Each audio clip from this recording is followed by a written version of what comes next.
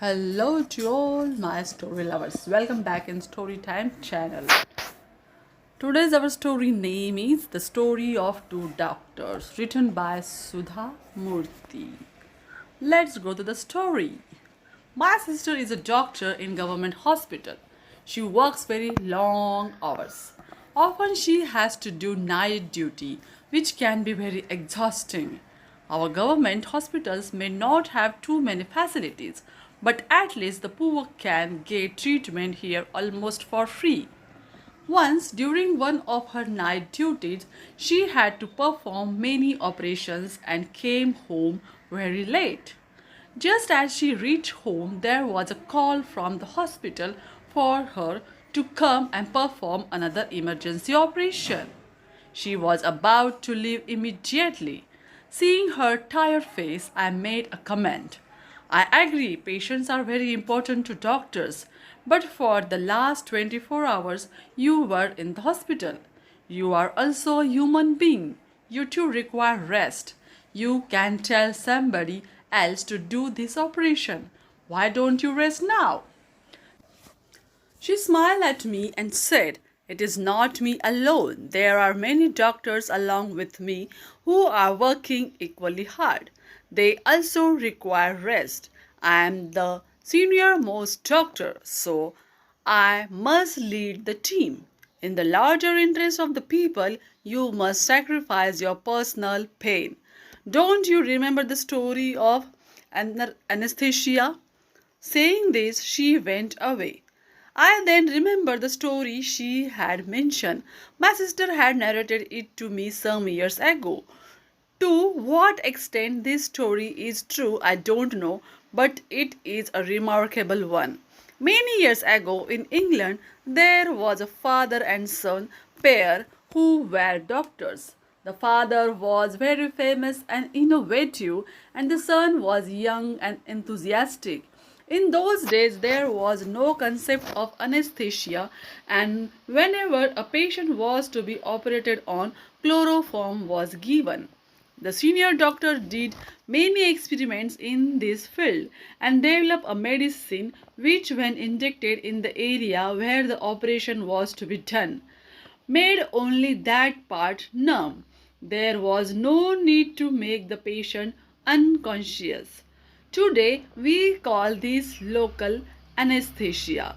He performed several experiments and was convinced by adding different chemicals that his medicine was effective. But there was one problem. No one would offer himself for the experiment. Without experimenting on a human being, this medicine could not be officially released in the market. Now the doctor's son had 6 fingers on his left hand. One day he suggested to his father, "Father, I know your medicine is very good. Inject it to my sixth finger and operate and remove the finger. Anyway, I wanted to get rid of that finger. Let us perform this operation in front of the other doctors. No man can stand the pain of surgery without anesthesia.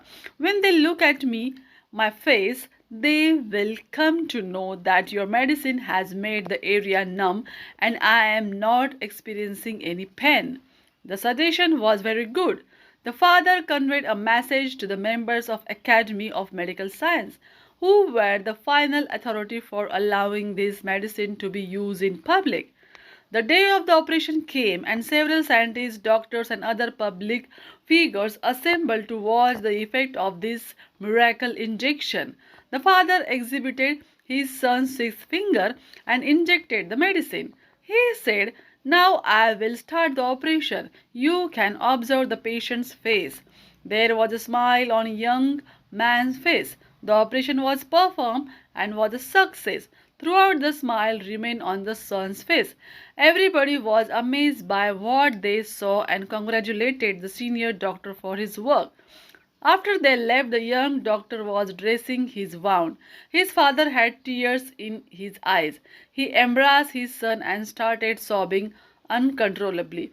"Sorry, my son, I knew what pain you were undergoing during the operation. You never show it to the public."